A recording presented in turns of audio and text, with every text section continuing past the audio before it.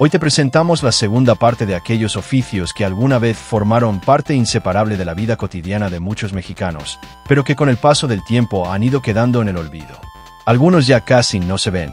Otros desaparecieron sin dejar rastro, como si se hubieran desvanecido en silencio.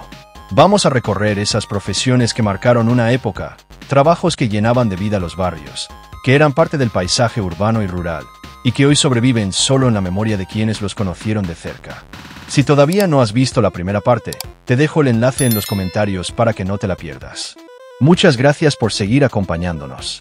La famosa peluquería de paisaje, o como también se le decía, el paisajito.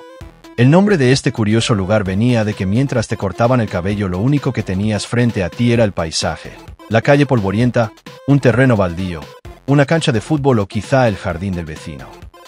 No había espejos elegantes ni sillones hidráulicos, pero lo que sí había era un ambiente sencillo, cálido y profundamente mexicano.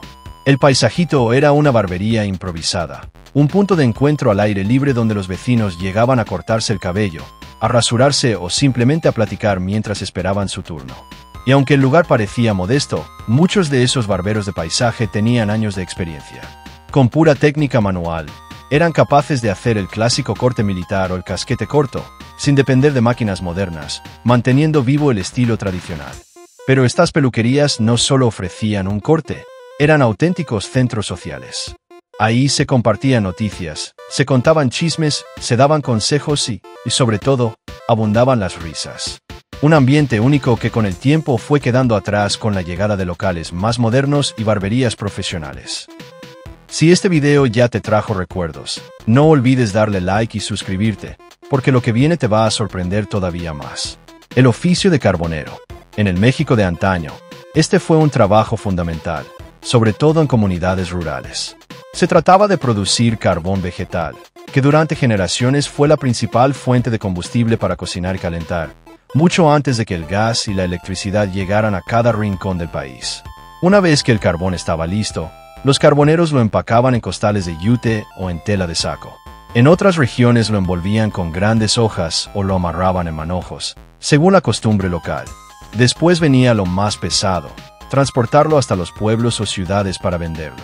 Algunos lo llevaban en burros, mulas o carretas de madera desde los montes hasta los mercados. Otros, con menos recursos, cargaban los costales en sus hombros o en bicicletas adaptadas con canastas y estructuras metálicas. También era común verlos recorrer las calles ofreciendo el carbón de casa en casa, gritando con voz fuerte para anunciarlo. El carbón, llévelo barato, llévelo bueno. El precio dependía del tamaño del costal o de la cantidad que pedía cada cliente, y en ocasiones incluso se hacía trueque, cambiando el carbón por alimentos u otros productos. Hoy en día quedan muy pocos carboneros, y este oficio se va extinguiendo poco a poco. El garrotero. Este trabajador del ferrocarril era una pieza clave en la tripulación, aunque muchos pasajeros ni siquiera se daban cuenta de su existencia. El garrotero tenía a su cargo maniobrar los vagones, conectar y desconectar los carros, revisar los frenos y asegurarse de que todo estuviera en orden durante el recorrido. Era un trabajo exigente que pedía fuerza, agilidad y una concentración absoluta. Se realizaba muchas veces entre los rieles, en pleno movimiento y bajo cualquier condición climática. Era común verlos subir y bajar de los trenes en marcha, utilizando banderas o linternas para comunicarse con el maquinista y coordinar cada maniobra. También participaba en los cambios de vía, guiando al tren hacia el carril correcto en las estaciones o patios de maniobra. La precisión era vital, porque un solo error podía significar un descarrilamiento o un accidente grave. Por eso su labor era tan delicada como peligrosa. Vestía regularmente con overol, guantes y gorra o casco, y aunque no tenía la visibilidad del maquinista, sin el garrotero el tren simplemente no podía operar de manera segura. Era un oficio que combinaba conocimiento técnico, resistencia y un valor inmenso. El ropavejero era aquel comerciante ambulante que recorría las calles de pueblo en pueblo y de barrio en barrio, llamando a las puertas para comprar lo que ya no servía en casa: ropa usada, zapatos viejos, cobijas rotas, utensilios gastados y hasta trapos sin valor. Pagaba apenas unos cuantos pesos, pero su oficio no terminaba ahí. Seleccionaba lo que aún podía salvar, lo reparaba, lo lavaba y lo revendía en mercados y tianguis, dándole una segunda vida a lo que muchos ya daban por perdido. Aunque hoy prácticamente ha desaparecido, Su figura permanece en la memoria de quienes crecieron escuchando sus pregones. Y hablando de pregones inolvidables, otro de esos personajes era el comprador de fierro viejo. En muchos pueblos mexicanos era común ver pasar a un hombre montado en caballo o burro, cargado con costales y canastos, anunciándose con un grito que se volvió eterno: fierro viejo que vendan. Su trabajo consistía en recolectar todo tipo de objetos metálicos que ya no servían: ollas abolladas, herramientas oxidadas, bicicletas descompuestas, pedazos de alambre o hasta clavos torcidos. Guardaba todo en cajas de madera o costales. En algunos casos, usaba una campanita o una matraca para avisar que estaba cerca. A cambio ofrecía unos pesos, y con ese intercambio ayudaba a limpiar patios y casas, mientras encontraba valor en lo que parecía chatarra. Con el tiempo, el oficio se transformó, y hoy son camionetas las que recorren las calles con altavoces, pero para muchos aquel grito a caballo sigue siendo parte de la nostalgia. Durante décadas, otro personaje fue parte inseparable de la vida urbana: los fotógrafos de agüita, también llamados minuteros, retratistas ambulantes o simplemente los del caballito. En cada plaza principal armaban su pequeño estudio al aire libre, con sus cámaras enormes montadas en trípies, sus químicos para revelar y hasta disfraces para posar. Capturaban recuerdos en cuestión de minutos. Ponían a la gente un zarape, un sombrero charro o una pistola de utilería, y con gran habilidad lograban un retrato en blanco y negro que se convertía en un tesoro familiar. Su labor requería ingenio, técnica y paciencia. Hoy, la fotografía digital casi borró esta estampa, aunque aún quedan algunos en lugares como Chapultepec. Eso sí, más de uno cambió la pasión por el negocio fácil, cobrando caro por algo que ya no conserva la misma esencia.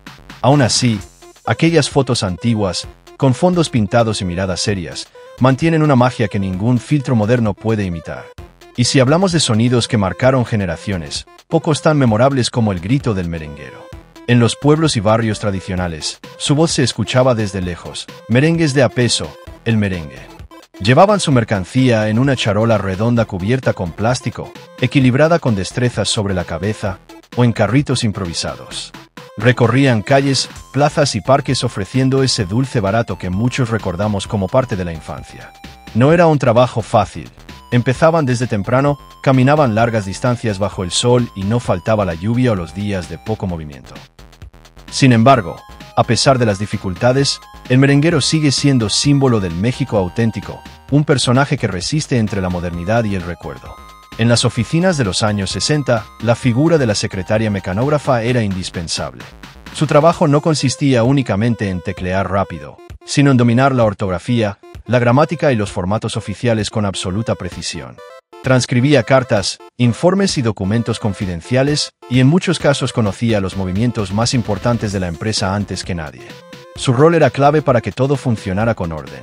Con la llegada de las computadoras y los programas de edición de texto, la mecanografía dejó de ser un oficio especializado, pero el legado de aquellas mujeres quedó como ejemplo de disciplina, detalle y profesionalismo en una época donde todo se hacía a mano y sin margen de error.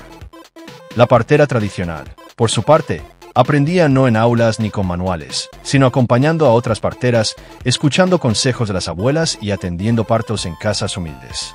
En medio del silencio, los rezos y los llantos, sabía cómo acomodar al bebé, cómo aliviar a la madre y qué remedios preparar para calmar el dolor. Conocía tés de hierbas, técnicas de sobada, limpias y bendiciones. En las comunidades rurales, la partera era mucho más que una ayudante. Era guía, consejera y figura de confianza.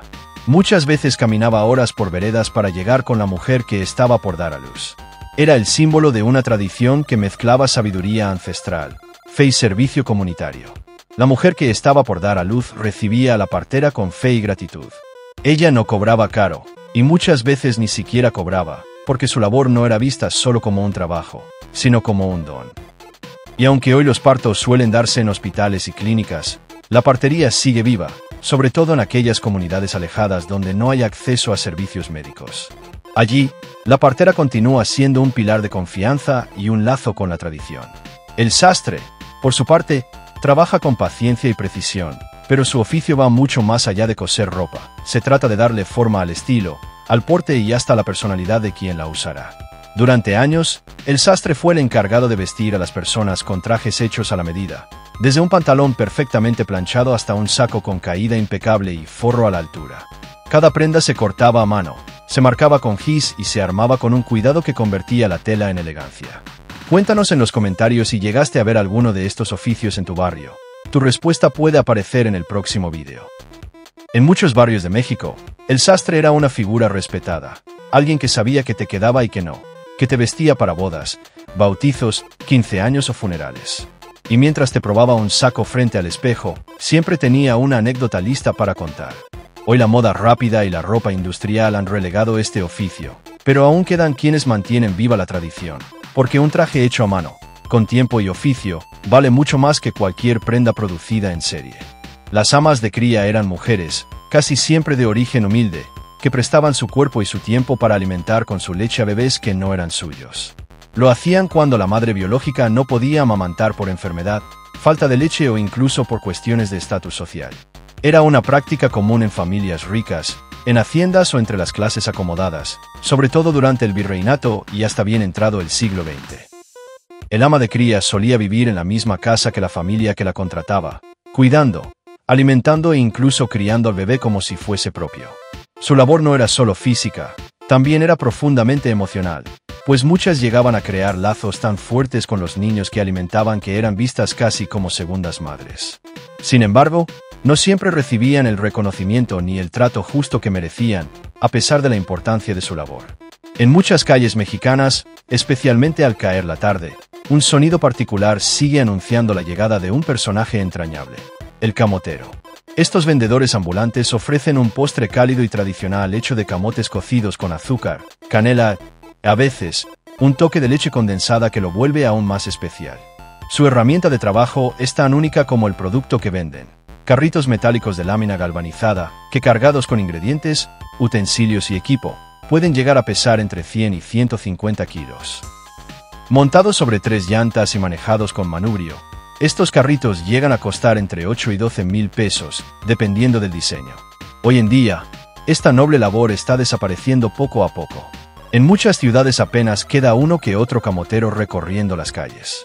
Por eso, cuando escuches ese silbido de vapor tan característico, no dudes en salir y apoyar a quien mantiene viva esta tradición, llevando a tu mesa un postre que sabe a historia, a familia y a cariño compartido. En los años 60, ir al cine era toda una experiencia, un acontecimiento esperado. Las luces se apagaban, el sonido envolvía la sala y la historia cobraba vida frente a tus ojos.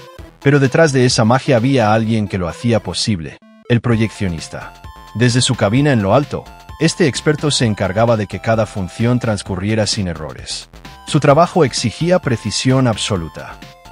Manipular rollos de película frágiles, cuidar el enfoque, calibrar el audio y estar listo para resolver cualquier problema en segundos, ya fuera empalmar una cinta rota o ajustar un proyector atascado justo antes de una escena clave. La llegada de la tecnología digital cambió para siempre ese mundo.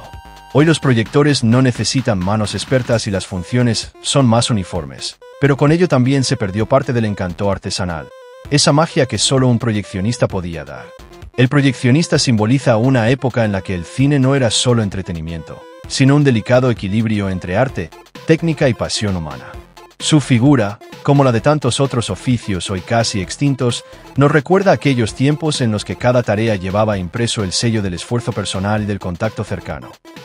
Y aunque la tecnología ha traído consigo rapidez y comodidad, también se ha llevado consigo esa calidez en la que el servicio, la dedicación y la conexión directa formaban parte natural de la vida diaria. Esperamos que hayas disfrutado esta entrega tanto como nosotros al traer de vuelta estos recuerdos y compartirlos contigo. Cuéntanos en los comentarios qué oficio despertó tu nostalgia o cuál consideras que nunca debería desaparecer. Tu voz es fundamental, porque esta historia sigue escribiéndose con la memoria y las emociones de todos. Hasta la próxima, y que jamás se nos olvide de dónde venimos.